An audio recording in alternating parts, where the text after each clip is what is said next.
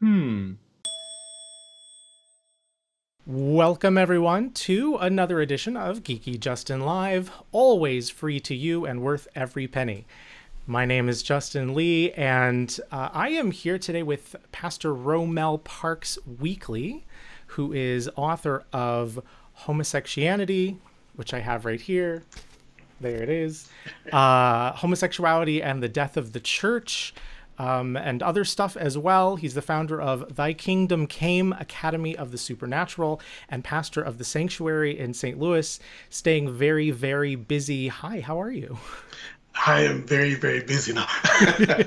I'm doing very well. I'm doing very well. Thanks so much for inviting me on to have some good conversation with you tonight. I'm excited. This is going to be an interesting conversation because, first of all, you are always interesting to talk to. I always enjoy our conversations. And secondly, because I just finished reading your book, Homosexuality and the Death of the Church, which I keep having to glance and remind myself of the title. Um, and I'm really intrigued by this idea that you're proposing that the church is dying. And specifically, you say the church is dying in part because of this question of sexual orientation, homosexuality, which I think the majority of people, if they heard you say that, would assume that you were like some non-affirming pastor somewhere, but you're not. You're affirming, and you're married to a man, so this is going to be an interesting conversation. But first, for folks who don't know you already, could you maybe just like let people know a little about who you are, what your story is? So yeah, like you said, I'm Romell Parks-Weekly, and I have, let's see, I guess been in the ministry, well, been pastoring since 2002. As you know from our previous engagements and conversations, I was pastoring a church that at the time was non-affirming because I was non-affirming. I wasn't like anti-gay or ex-gay. I was more so what people might call side B. I had married a woman, been married for about 6 years, and then I just happened to do a Bible study on the question of or the issue of homosexuality, and I realized that oh wait a minute, God actually affirms me. And some people might think wonderful, I should be jumping up and down, but that was a very, very, very difficult thing for me to accept because of where I was in my life at that time, pastoring a church, married to a woman. And I knew that if I believed that, I'd have to teach it. I couldn't just believe it and not teach it. And if I taught it, I'd have to be authentic with who I am as a gay man. So it was a very difficult thing. But ultimately, long story short, came through the process, decided to, my wife and I both decided to get divorced so that we would not be living a lie. Lost most of my congregation, but now we reformed as the sanctuary. So we rebounded, if you will. And so that happened about 2008, 2009. And so here we are now in 2019. And as you say, busy, busy, busy. And so a lot of that story and your initial like theological wrestling with all this is in your first book, which since that's the book Yes. that I have a hard copy of, I'm just going to keep showing it like this. There it is.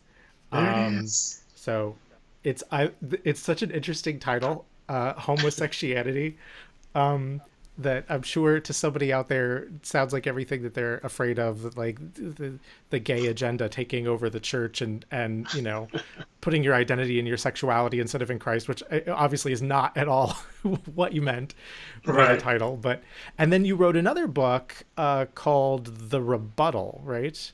Yes. So the rebuttal is about, so in homosexuality, and before I go into that, so just so I put this out there, I like to use provocative titles that catch people's attention. So that's why you get something like homosexuality or homosexuality and the death of the church. But but the rebuttal, so the homosexuality was basically presenting my journey of becoming affirming, what that was like for me, as well as the theological side of it, what I found in the scriptures regarding that. So it presents affirming theology as I understand it. The rebuttal is different. The rebuttal actually takes about five leading authors of the anti-gay movement and rebuts specific over 200 specific arguments that they use against homosexuality and against same-sex marriage. And so for people who are looking for a really great resource to have rebuttals at hand for when you're going to come across those arguments, that's a very good resource to have. Yeah.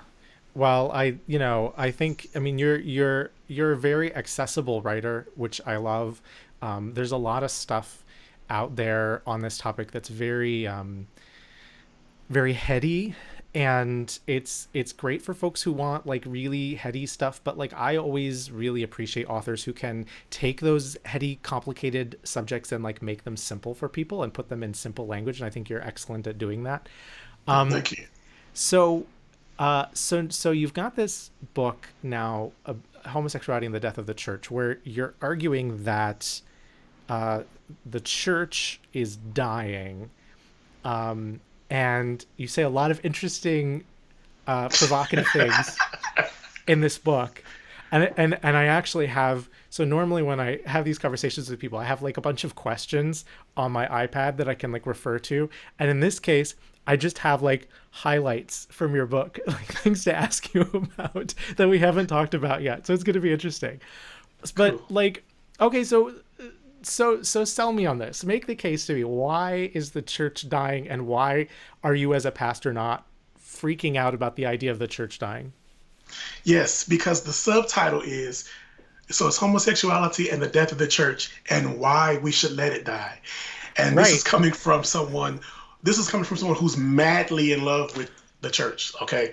So the idea that I want it to die is not because I want it to end, but because, so where this really came from, Jesus talked in John 12 about this concept, this idea, really Jesus and Paul talked about it, but this concept about how uh, Jesus talked about a seed going into the ground and dying, and only after that took place could it actually produce fruit.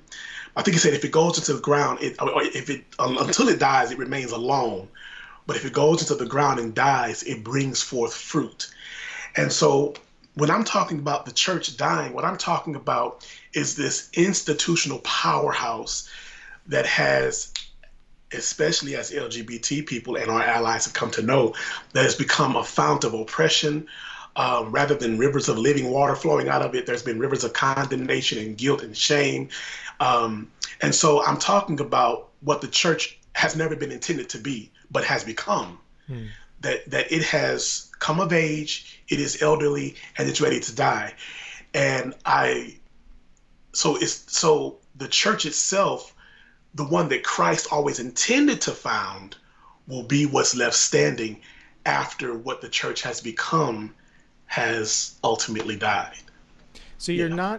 you're not saying like the the church as like body of Christ is ending, but like but this human institution that we have, like there's got to be a kind of, it sounds like almost a metamorphosis the way that you describe it. Yes, absolutely, absolutely. You talk about in your book about the um religion as something separate, like I this kind of like institutional religion as something separate from like the Christianity of Jesus, and it's like that religion that you're talking about that needs to die. Is that right? Yes, yes.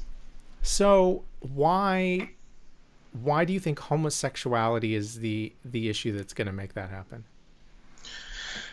Well, because number one, it's the controversy of our day, even beyond abortion. We find people who have gotten abortions to still be embraced by the church.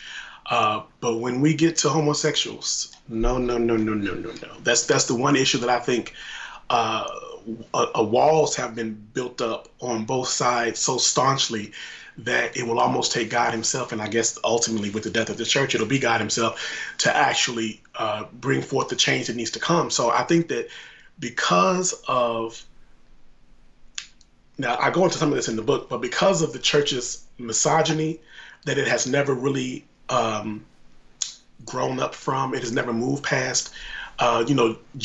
Countless generations of women not being able to preach or not being able to pastor. And if you include the Roman Catholicism, even today in 2019, the majority of Christians do not believe that women can hold positions of leadership in the church. And I really believe that the problem with homosexuality finds many of its roots in misogyny and patriarchy, because there's still this idea of male dominance and the idea of two men having sex. One of them has to take the lowly position of a female. And so I think that being this it's almost like a lot of the different controversies that the church has dealt with throughout the years, in some ways, have culminated Hmm. in this controversy on homosexuality. And so I think that that's ultimately what's going to bring it to a head. I do think there's like you make a great point that there's a really interesting connection between sexism, misogyny, and anti-gay views, anti-LGBTQIA Right. plus views, um, for a number of reasons. Because of what you just said, but also because I think to hold sexist views, you have to have a certain you've got to be able to like separate the sexes very clearly in your mind. So folks who are like trans, who are intersex, like Yeah. that messes that whole system up. Yeah. And um, We don't like lines blurred in Christianity.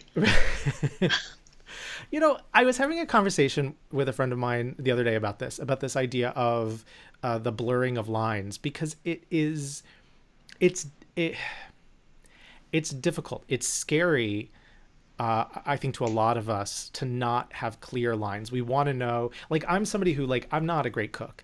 And if I'm going to cook something, I want a recipe that's very by the book. Like, I want to know, put it in, put this amount in, and then stir for this amount of time. And this is how you know when it's done. And then put it in at this temperature for this long. Like baking, I'm much more fond of baking where I've got a clear recipe than something that's like, stir until whatever. And I'm like, how do I know if it's Season to taste. right? Season to taste.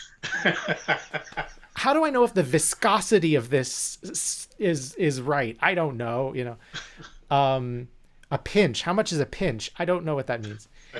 And and Christianity is difficult in some ways because we get this like Old Testament religion is very rule based, and then we get Christ and we get Paul and we get all this stuff in the New Testament that's like, we're no longer under the law, but also don't sin and all this stuff, and it kind of blows our minds. It's like, well, I tell me what the rules are. How do I know what the rules are? And this Yes. and the blurred lines, it's really, really hard for a lot of folks. So I have found that, and I think that you use a great analogy with cooking, but I have found that we want things, for lack of a better term, we want things easy. Hmm. Like you said, tell me what's a sin. Tell me what I can do. Tell me what I can't do. I want it in clear black and white. That's why people always say, just go to the Bible, see what the Bible says. But the truth is, there are things the Bible does not address. Hmm. And what I believe that God has always wanted us to do is use our thinking caps. We don't want to use our thinking caps. We want to be told what to do, told what's right. And God says no. And so, like you were talking about, one of the distinctions between old and new is this idea of spirit above letter. Hmm. And it's like you have to understand not just what it says, but what's the spirit behind it? What's the intent? How does the heart of God apply to what I'm actually reading here? And that requires extra steps. That Hmm. requires extra work.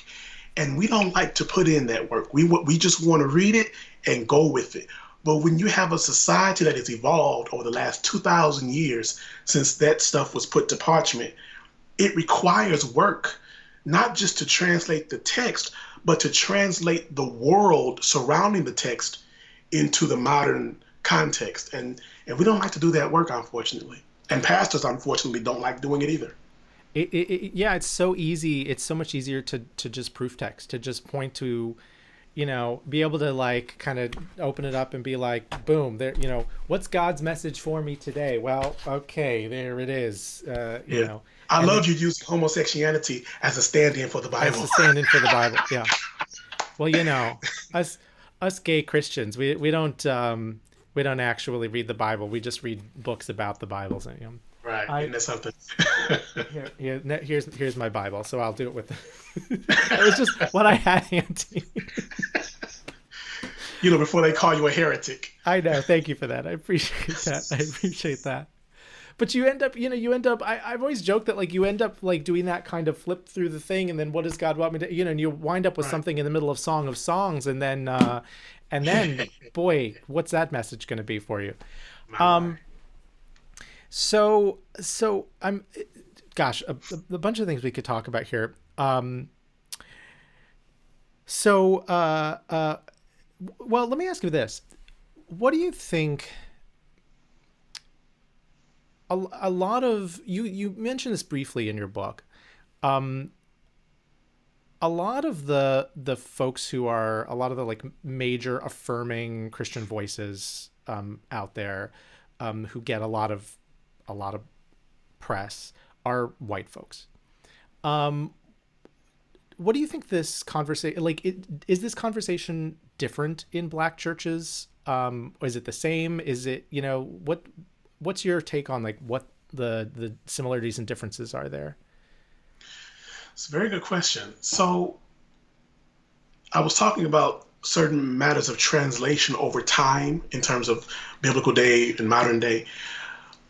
But even within the same time, there's translation across culture because, I mean, although for Americans at least, white Americans, black Americans, we're all Americans, but we still have different culture in terms of a different history, different things that we have gone through as a part of our cultural existence. And so in the black community and in the black church, the black church is very religious, but we have not, how do I put this in a way that won't get me stoned? Uh, through our history, we have not been afforded the same opportunities for education and things of that nature as our white counterparts. And so you all have had access to certain resources and certain realms, if you will, realms of thinking, realms of philosophy, realms of engagement that we are only really getting in the last generation or two. I mean, for a very long time, the one person who was educated in the community was the preacher in the black community. And so now that we're in a way catching up, not because of our own insufficiencies, but because of the societal oppression, that has translated in many ways to, I think, an even more staunch opposition to homosexuality. There is within the black community a very deep-seated need, because of our history of oppression, to project power, to project strength. That's the idea of black power. Why is black power like this and not like, hey, it's because the fist symbolizes power, right? And so there's this need, especially among men, to project a certain degree of machismo. And so when it comes to homosexuality and this idea of effeminacy, because of course there's no such thing as a masculine gay person, but this idea that that homosexuality in itself is about wanting to be a woman, we know this is not true, but it's still the ideal so many people have.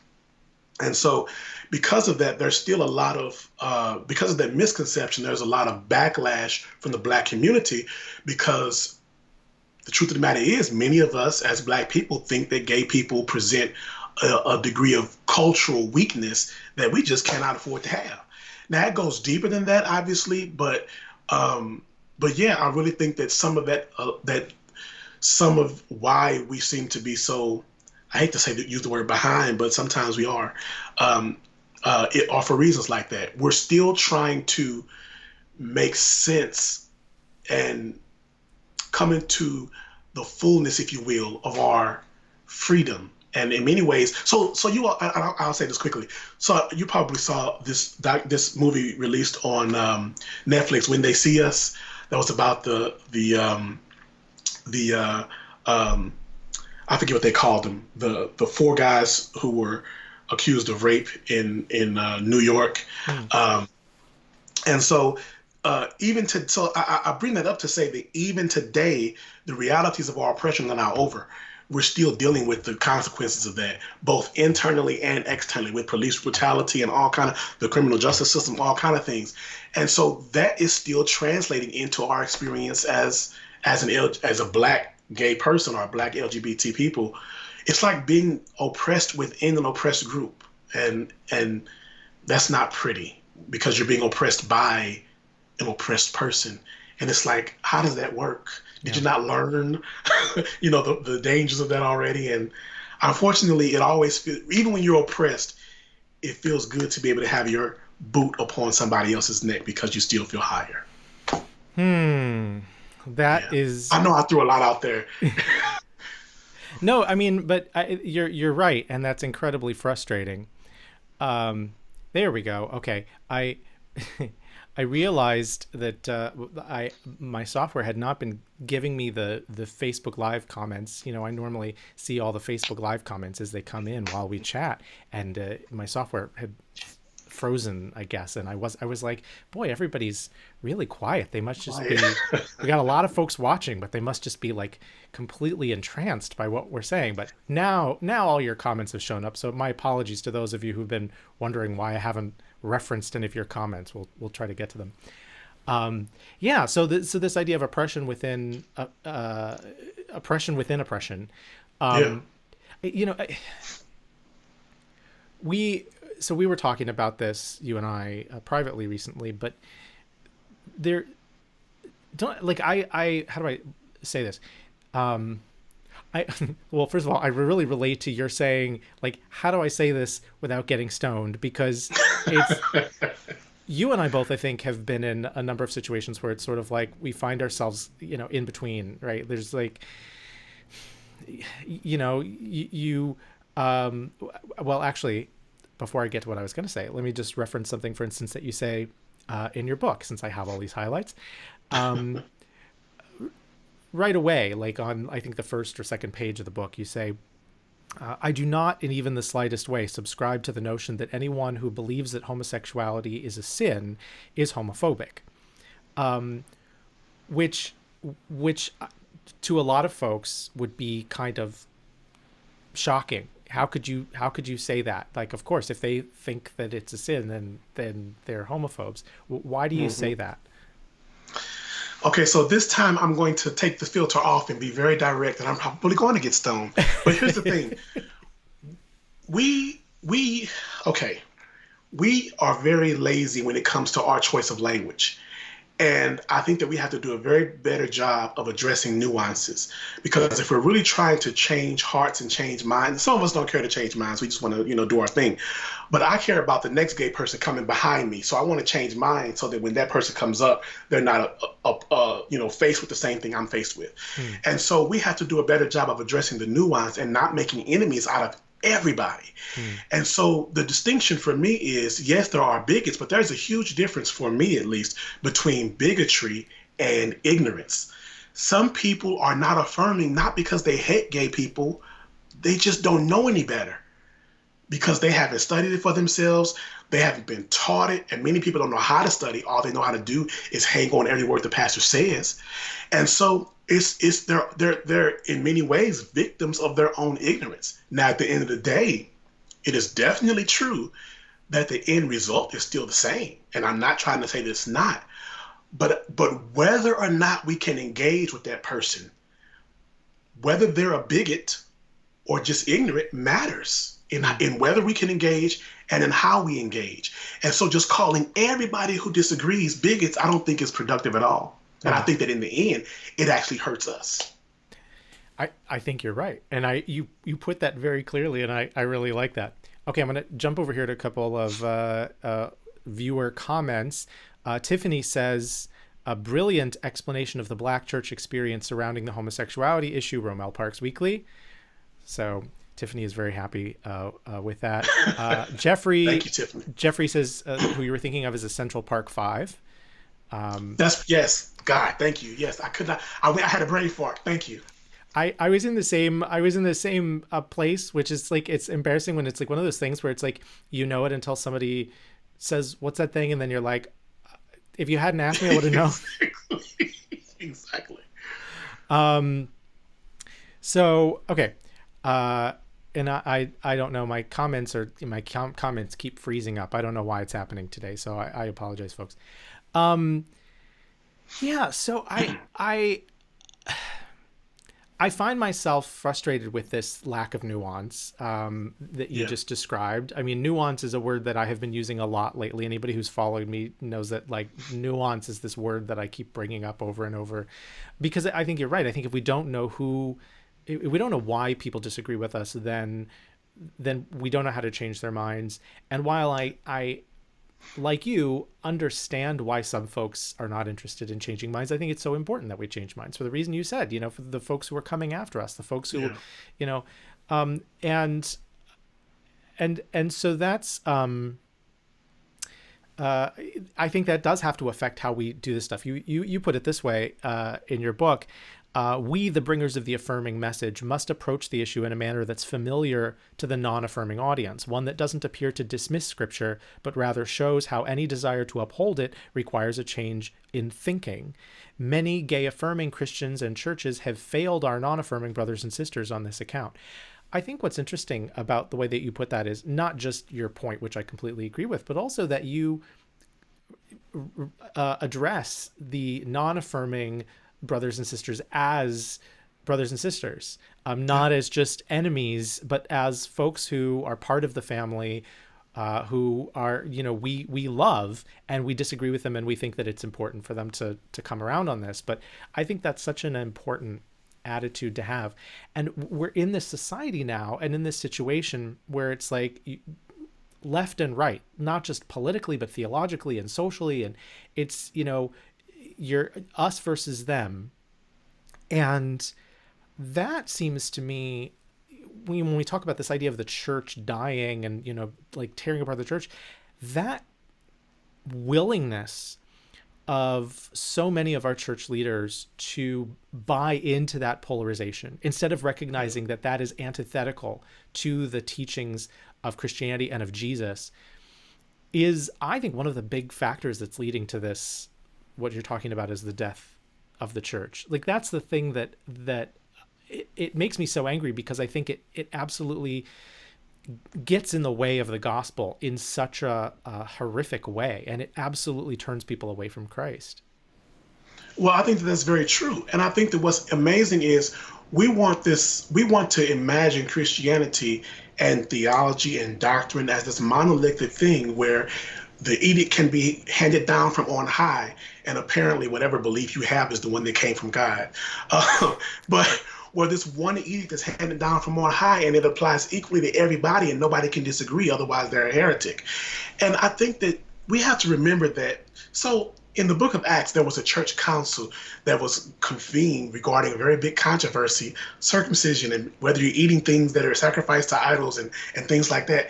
And it amazes me that they actually had a discussion and a debate, and then issued a proclamation when they came to an agreement, if you will. But the fact that they had discussion and debate means that everybody didn't agree. And so from the very early part of the church, there was not a monolithic, we all have the same thinking pattern, but we can still stand together. And where I think we're failing today is we somehow think that there can be no unity without agreement. And I don't think that that's true.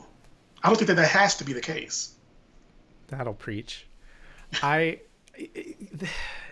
then I feel like those of us who get left out, who are on the receiving end of oppression and harm and whatnot, because somebody else said there can be no unity without agreement, that this is the way that it is, and if you don't agree with me, then you're not part of this thing. Then we go and form our own places where we take up an opposing position and say this is the way that it is, or else you're not part of it, and there can be no unity without agreement. And you get, and if you're not with me 100% of the way, then you're my enemy. And then we find out within these communities that we've built, oh no, we have disagreements still on various things, and so we have to push other people out, and then you get oppression within oppression over here, and oppression within oppression over there, and it's like, if I can only be friends with and family with the folks who agree with me on 100% of things, that's going to be a really lonely existence, because we only agree on 100% of stuff if our relationship is so shallow that we haven't actually talked about all the issues, Yes, indeed. you know? Yes, indeed. So Paul made a statement that I love to go back to. He says, I was determined to know nothing among you save Christ and him crucified. The way that I interpret that is all this other stuff we can have conversation about. The one thing I know is Christ and him crucified. But whether to have communion every Sunday or every first Sunday or every now and then, or whether, it's okay to have instruments in worship, or whether you baptize in Jesus' name or Father, Son, and Holy Spirit, we can talk about that. And we can still be united on the other end of that conversation. But Christ and him crucified. To me, that's what makes us the church. All the other stuff that we're calling people heretics over, no. And so that's the part then that's left when this other stuff dies, you're saying? Yes, it's going back. So I think the last chapter in the book is about the fundamentals. And so it's going back to those fundamentals. Jesus, in Revelation, he talked to one of the churches, I believe it was Ephesus, but I don't remember. He talked to one of the churches in Asia, and he said to go back and do the first works. And I think that we have really gotten far away from the first works.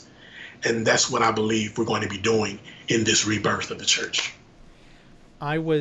Some years ago, I was at a Southern Baptist conference. I grew up Southern Baptist. I'm sorry. I'm kidding. Well, now, what's your denominational background? Unfortunately, I was raised Pentecostal, so okay. we're quite conservative too. I knew that, but I wanted you to say it for the sake of everybody else.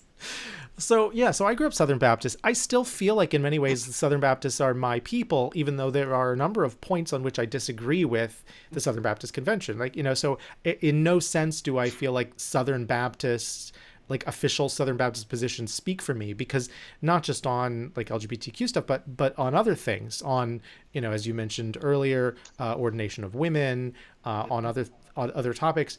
I disagree entirely with the position of the SBC, but I came to Christ in the SBC, and there are a lot of things I love about the SBC, and a lot of my non-Southern Baptist friends are very critical, and rightly so, of the Southern Baptists, and yet it's kind of like, when somebody criticizes your family, and it's like, look, I can say that. They're my family.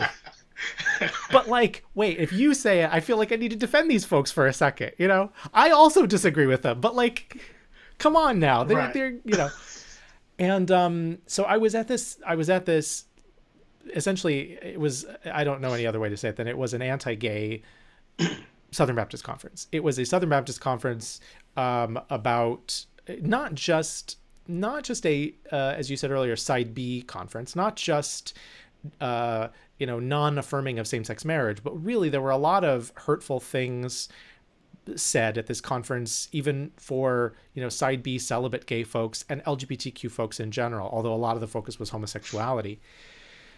But I attended this conference. I was really saddened by some of the things that were said there. And I've just completely forgotten what the point I was going to make. I'll come back to it in a second. That's embarrassing when that happens on a live chat. What was I going to say? Try letting it happen in the middle of a sermon. Oh, I believe it. You know what? I'll go back at some point. If I don't think of it during this thing, then I'll have to go back and review what we were just talking about, and then I'll like edit it in on the podcast or something. Yeah. Well, so while I try to remember what it was that I was going to say there, let me bring up something else that I've got highlighted, because you bring up something here that we don't talk about a lot, and I think we should. Uh-oh. You said affirming theology carries the potential to send people through a crisis of faith. I know a lot of affirming Christians, including a lot of affirming LGBTQ Christians, who are convinced of their affirming position, but it has felt to them like pulling a thread and everything starts to unravel. Um, what do you think? What do you think about that? And what do you think the antidote to that is? I don't want, I'll start with the antidote and I might swing back around to it at the end. I don't Okay. want to sound too churchy when I say this, but I promise I mean it. The antidote is to know God for yourself. And for me, that's kind of moving beyond religion and really getting, now I'm getting very SBC and getting to personal relationship. Um, because what happens is when the rug is pulled out from under the framework that we have built, the house that we have built, the theological house, um, and everything begins to, as you say, unravel, the question is what's left. And if there isn't a personal, I know God for myself that's still standing, what do you have left? But I really think that the reason for that is that for so many of, and this is when I use the word religion in a pejorative way. There's a positive use of the word religion. Paul talks about feeding the widows and providing for the people who have need. But then I use it in a negative way of religion being um, giving us everything about God, giving us a structure, giving us rituals, giving us this club to be a part of, but not really allowing us to engage the person. Hmm. Um, and so for me, the reason that this crisis of faith is possible is because we have spent so much time. Let me see if I can. I can't find the Bible, so I'll use my book. We have spent so much time worshiping the Bible, but we have spent so much time worshiping the Word, right? The Hmm. Bible, that we forgot that the Bible was a witness of a person. Yeah. And so when our understanding of scripture is shaken by this idea that, oh, I can read in Romans 1 that it's unnatural for a man to lay with a man as with a woman. I can read that, this is blah, blah, blah. And so now, but it doesn't mean that homosexuality is a sin. And so we're starting to realize that there are some things about the Bible that not quite consistent with what we were raised to believe. And when everything that we have in faith is based off of the Bible, based off of whatever church we attend, based off of whatever denomination we're a part of, then when that begins to fail us, and it fails us when it comes to the issue of homosexuality for many of us, if we don't have that relationship with the God that the Bible was actually testifying to, then yeah, it's going to be an extremely difficult process. And I'll tell you this, and it breaks my heart to say it, but both of us know that so many people have not survived that process. And I don't just mean physically, unfortunately, that's been the case as well, Hmm. but spiritually, where they left the faith altogether. And it wasn't Hmm. because God disappointed them, it was because all they knew, which was church, Yeah. disappointed them. Yeah. Yeah. And yeah, I mean, when people ask me why am I still a Christian, it's like I always come back to it's Christ. Yes, Like if I start with yes. nothing, there's Descartes famously went back to like, I think therefore I am, right? Like if you go back to the very beginning of all of this and it's like, well, okay, here's what I know is there was this guy, Jesus of Nazareth, and people wrote about him and here's what he said. And here's what he said, like not just that like sounds good now, but like stuff that like was so far ahead of his time that Oh, like yes. in so many ways, and go back to that and start with that and then like, okay, so what do I know from that? And then this guy claims to be God and the son of God, and what does that mean? And like that is ultimately like that's the rock truly that like my Oh, faith yes. is built on. And it is tough because when you grow up in the church and all of the reinforcement that you get is in the church, I think you're exactly right that that's where that everything then goes wrong when that church fails you. Yes. Nobody tells you that the human church institution could be the shifting sand in that parable. Hmm. Wow. Yeah. Because Yeah. you think of, and yet when I grew up in a I grew up being the kid in school who like stood up for my faith and was very proud to stand up for my faith in the midst of a lot of peer pressure to do things that I didn't believe were consistent with my faith, and all this kind of stuff. And I would have said at the time, well, I'm doing all this because my faith is built on Christ and, not what people say and whatever. But what I didn't realize at the time that I realize now is that I also had a lot of people supporting me in my family and in my church. And so I was substituting one kind of peer pressure for another and thinking wow. it's just based on Christ, But then you took those peers and that human support network away, and it was like, I can't do this on my own. Like, and I do think that there is some wisdom in saying, okay, if I'm completely at odds with like my whole church community, let me double check that I'm not like going off in some crazy direction. But also the scriptures are filled with examples of God calling, one person or a small group of people out to do something that like the rest of their family, the rest of their community, the rest of even of God's people are like, you're crazy. What are you doing? And God's like calling them. Yes, indeed. Okay. So by the way, I remembered what it was that I was going to say. So I don't have to edit it back in. I'll tell you now. The reason I brought up the Southern Baptist thing was that you were talking about like how people like put the emphasis in the wrong place in Christianity, and I was going to say I was at this Southern Baptist conference, and I heard multiple people say at this conference that this question of sexual orientation, of homosexuality, was a gospel issue. That this is like, central to the gospel.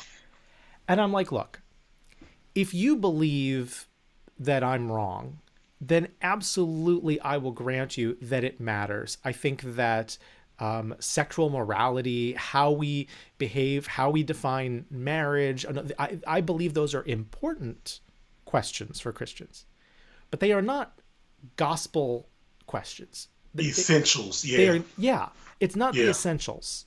Yeah. We can disagree on that and still agree on the basics of what is the gospel, who is Jesus, what's it all about.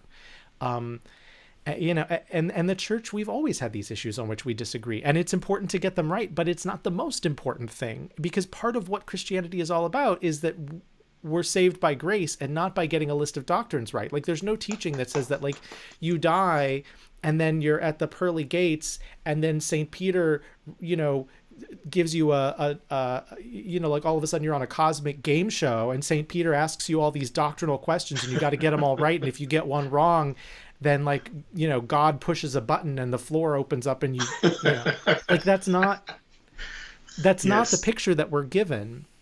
The literal lightning round. This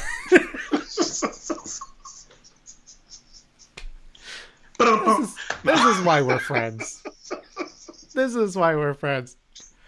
Okay, let me ask you a question. This is not a theological question. Okay.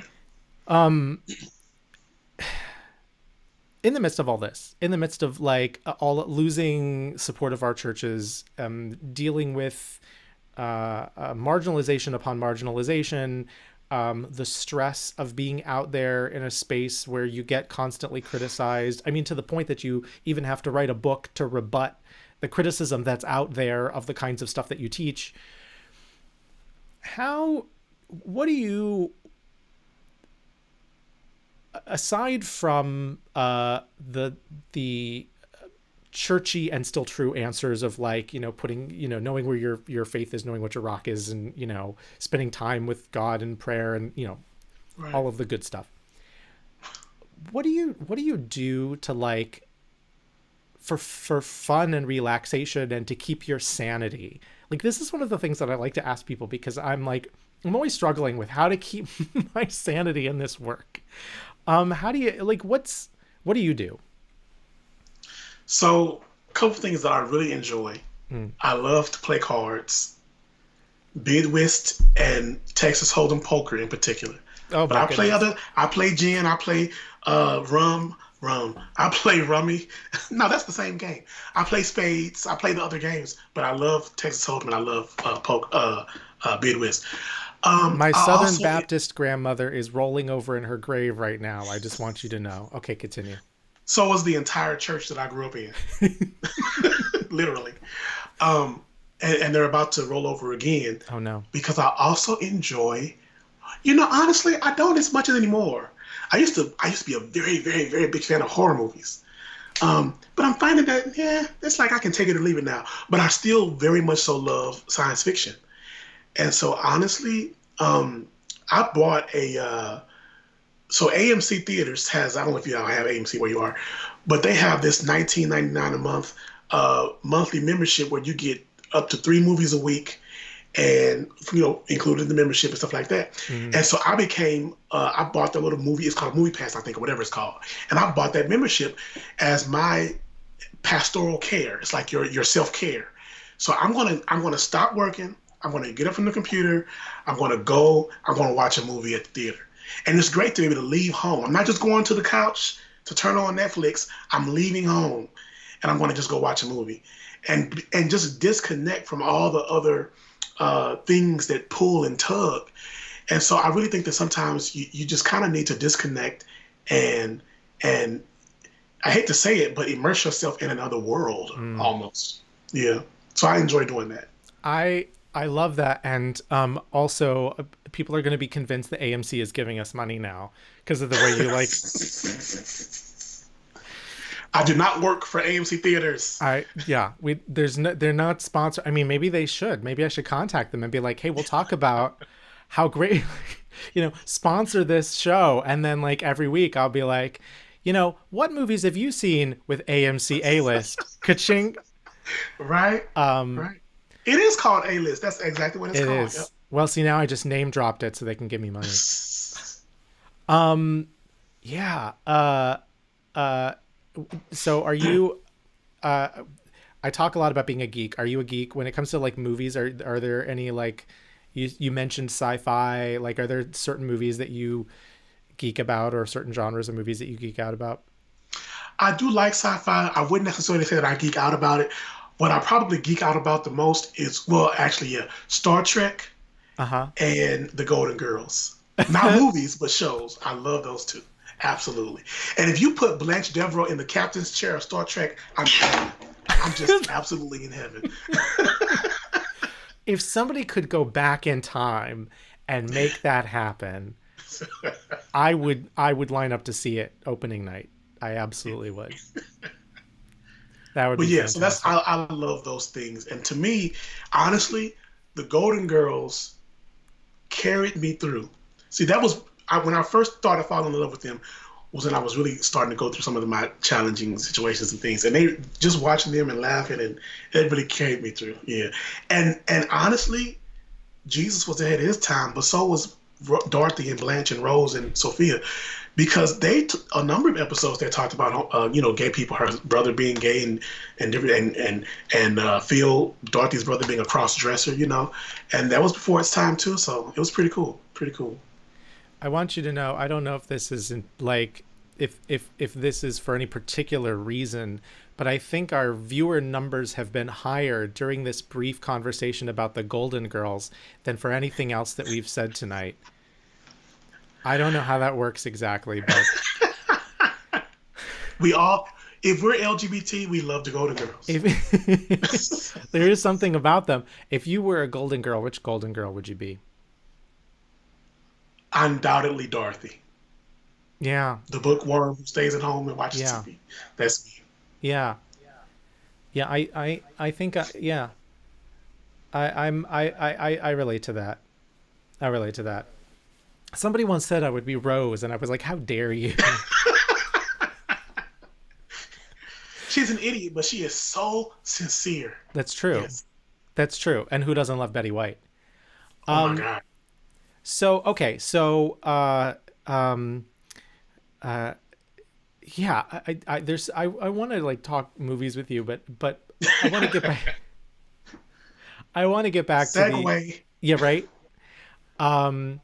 I want to get back to the topic of our thing here, since we're getting close to the end of the time. So so the church dies. The religious institution of the church dies in this polarized culture, in this, people associating it with homophobia, sexism, racism, all of these things that you're talking about.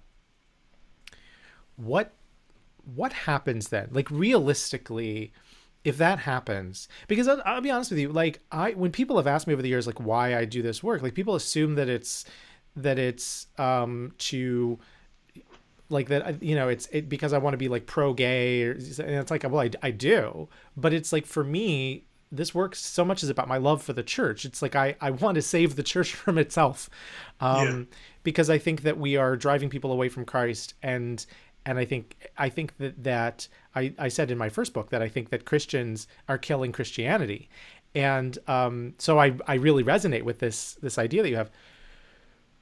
But, like, okay, so if that's what happens, what next? Like, what does that look like? Do we end up a small minority in the world with significantly less power? Like, what in your mind, what do you think that looks like? So, okay, I'm going to hit this from the prophetic, and then I'm going to hit it from the practical. Okay. Prophetically, I really lean on the glory of the latter house shall be greater than the glory of the former. So I really believe that what's to come is going to make what has been pale. I mean, it's just not, we won't even want to compare the two. So the idea of, are we going to just be a small minority? No, I don't think so. I think that what's to come is going to be absolutely wonderful, absolutely glorious. And I think that it's going to be able to give the world what it has been looking for and longing for, that the church has always been intended to give, but it's so utterly failed to give. Yeah. How does that look on the ground level? Honestly, I don't altogether know. What I can say, though, is that when I talk about the death of the church, I'm not saying that to say, the church is going to close. We're going to just go back to just being just individual people who make up the body. I believe churches will go on. I believe that churches will thrive, but that there's going to be a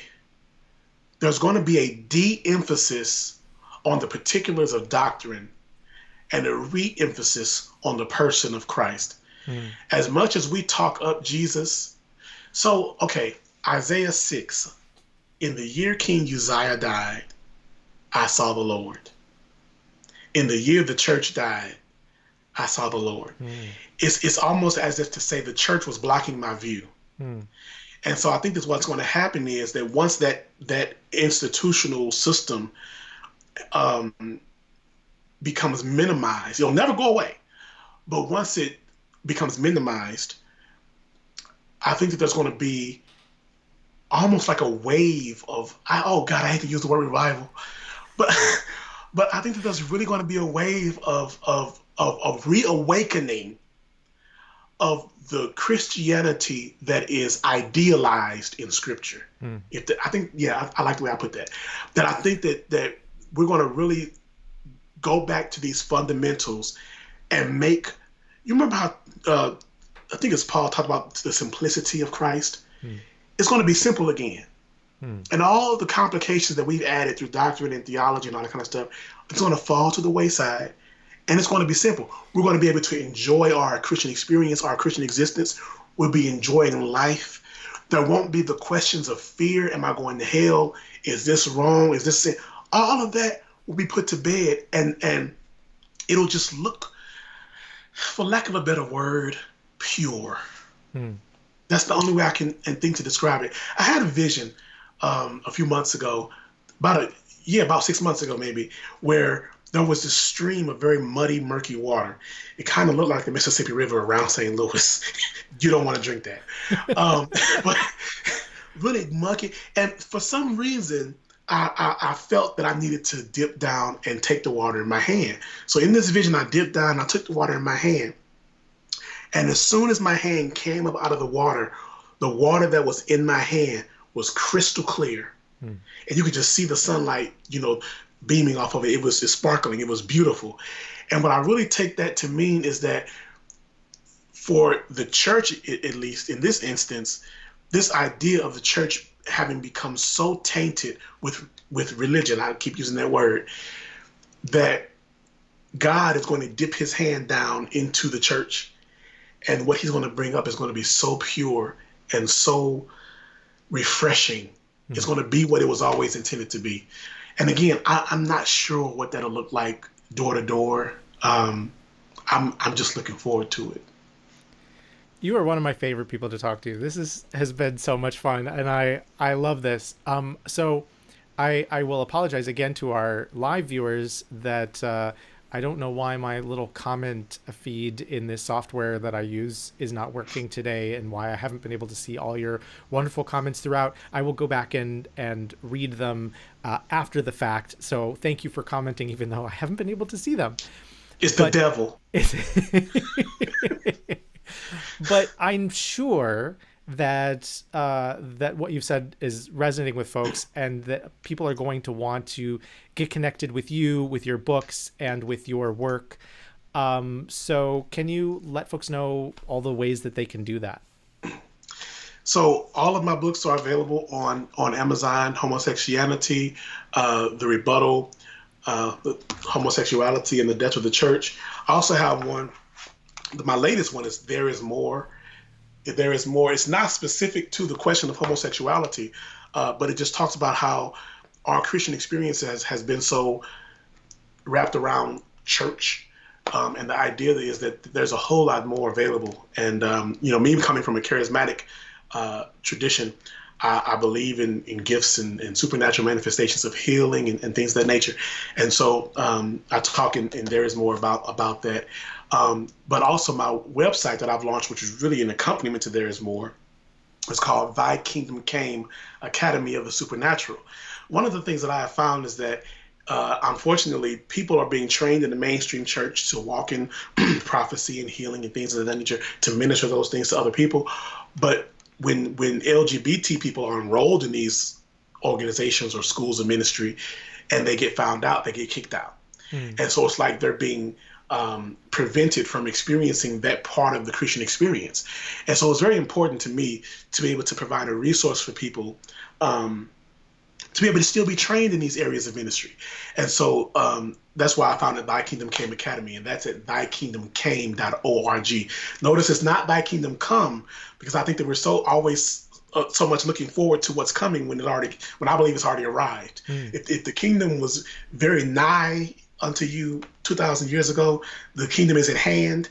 I think it has arrived by now. So thykingdomcame.org, where people who may be interested can learn how to walk in those areas of ministry. Awesome. And then folks who are in the St. Louis area who want to connect with you, does your church have a website? We do. We are it's in the process of being redesigned, but the old one is still up. But it is at the Sanctuary STL for St. Louis, the sanctuarystl.org. And we actually just moved into a new building. So our new address is 3646 Fairview Avenue. And we're in the Tower Grove South neighborhood, for those who may be familiar with St. Louis. It's really cool because Tower Grove is like the gay mecca of St. Louis. It's a very progressive neighborhood, and so I think it'd be a perfect neighborhood for the next phase of our ministry. Awesome. Well, before we wrap up, I want, as always, to thank all the patrons who support this show, who make it happen, and special thanks to the gold patrons, who are Carol and Bruce and Larry, John, Liz, Tom, and Terry.